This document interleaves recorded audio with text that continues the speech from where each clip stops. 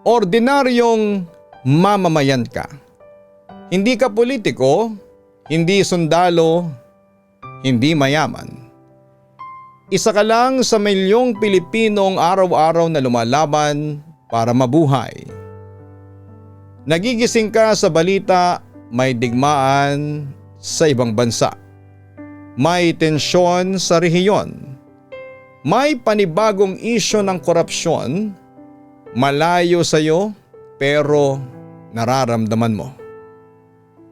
Kasi kahit na hindi ka nasa battlefield ay apektado ka. Tumataas ang presyo ng langis dahil sa digmaan. Sumasabay ang pamasahe, sumasabay ang bilihin. At ikaw ay naiipit sa gitna ng mga desisyong hindi mo naman kontrolado. Pagdating sa balita tungkol sa korupsyon, bilyon ang nawawala. Pondo na sana para sa ospital, edukasyon, ayuda pero nauuwi sa bulsa ng iilan. At ikaw, nakapila sa pampublikong ospital na kulang ang gamit. Naghihintay ng serbisyo na dapat ay matagal mo nang natanggap. Nagbabayad ng buwis pero hindi mo maramdaman kung saan napupunta. Sa gitna ng lahat ng ito, kaharap mo ang kahirapan. Hindi ito headline, hindi ito viral, ito ang tahimik na realidad.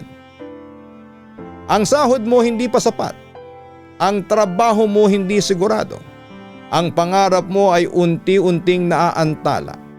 Pinagkakasya mo ang kulang at pinipili mo kung alin ang uunahin. Pagkain ba, bayarin ba, o mga pangarap? May mga gabi na tahimik ka lamang hindi dahil okay ka, kundi dahil pagod kang mag-isip kung paano nga ba pagkakasyahin ang lahat. At minsan ay mapapatanong ka, ganito na lang ba talaga?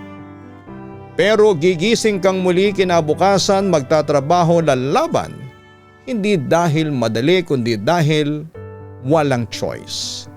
Ito ang koneksyon ng lahat, ang korupsyon ng kumakain sa oportunidad.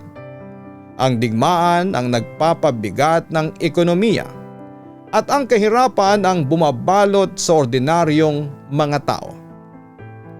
At sa dulo ng araw, ikaw ang sumasalo ng lahat. Lahat ng mga epekto. Hindi ikaw ang gumawa ng problema pero ikaw ang araw-araw na nag-a-adjust para mabuhay. Ito ang POV mo. Tahimik kang lumalaban sa mundong maingay sa problema. Pero madalas, tahimik pagdating sa mga solusyon.